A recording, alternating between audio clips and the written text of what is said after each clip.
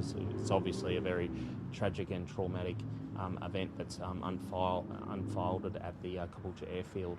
There'll be a full investigation, and Queensland Police Service, as well as other agencies, including the ATSB, will be involved in those investigations. Do you know what the nature of the investigation could be, what other authorities are looking into? Yeah, look, with incidents like this, there's always thorough investigations, and multiple agencies are involved. Obviously, police as first responders are there, and they'll secure the crime scene and conduct the initial queries around what happened and what went wrong. But then there's further considerations by organisations like the ATSB, which is the federal government safety bureau that investigates incidents of these nature. And have you been made aware of any members of the public witnessed this crash?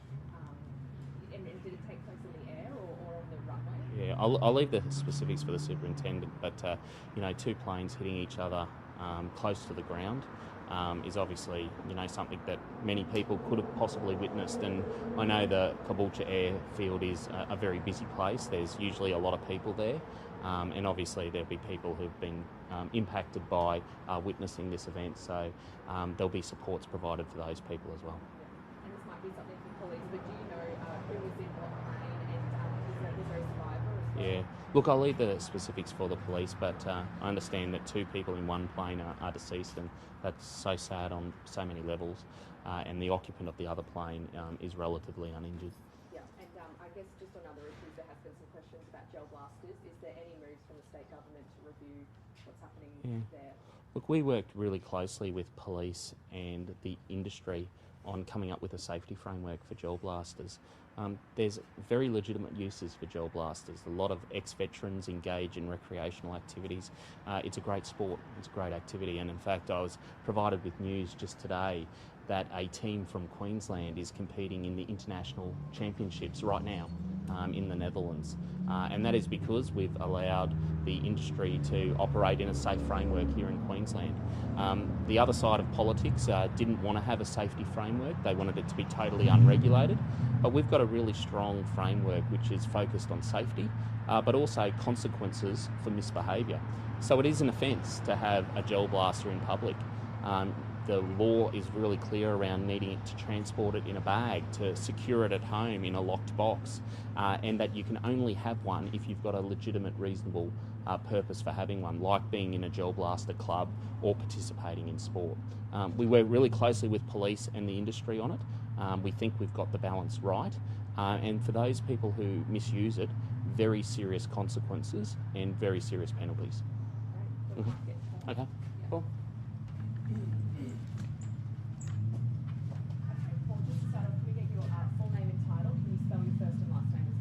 Okay, it's Paul Reddy, P-A-U-L-R-E-A-D-Y, Superintendent, Acting Assistant District Officer, Moreton District. Okay, great. Paul, take us through what's occurred with this incident at the airfield. Look, at 10:30 this morning there was an incident that occurred at our Caboolture aerodrome down here. It's an incident between 2 planes. There has been a loss of life, which is tragic. Investigators are on scene along with our counterparts from Queensland Ambulance and Fire and Rescue. We have called in our forensic crash unit to do an investigation, and the ATSB has been advised. So we're at the initial part of the investigation, trying to confirm who was aboard those light aircrafts. That will continue. I don't have much to offer in relation to the investigation, but it did occur low to the ground and at the eastern end of the airfield. Do you know if the planes were taking off or landing, or were they both, say, mid-air but close to the ground? I'm not able to speculate on exactly where they were positioned when they collided, but I believe that it was in the process of landing and or taking off, but it was close to the ground. And how many people in total do you believe were involved, and who was in what plane? Well, at the moment, there's 2 deceased in the plane that was taking off from the eastern end. We are still trying to confirm who those persons are, and that is ongoing.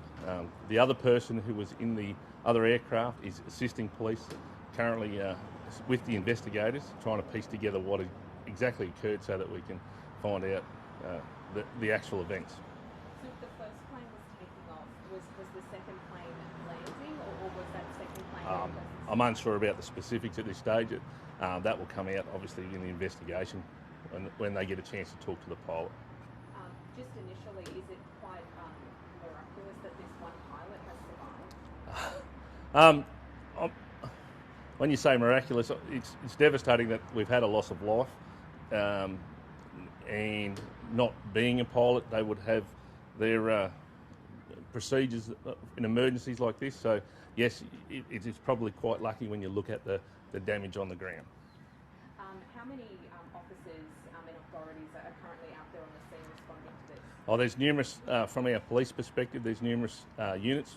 As we said, the investigation is in its infancy, so they're currently talking to the pilot of one of the planes. QAS and QFES, we're on site really quickly, which is excellent. We do train for this. We've done exercises out at the airfield previously, so the response was exceptional in the circumstances. Do you think there was a number of witnesses? Were there many people around the aerodrome? Look, the aerodrome is adjacent to the Bruce Highway. You can see the airfield from the Bruce Highway. At this stage, I believe there has been some people who have called through. That will be followed up by the investigators so that we get a full picture of what occurred. Are you asking for members of the public who may have witnessed this incident to come forward to police? Look, we would ask them to contact us so that we can get a full picture of what exactly occurred.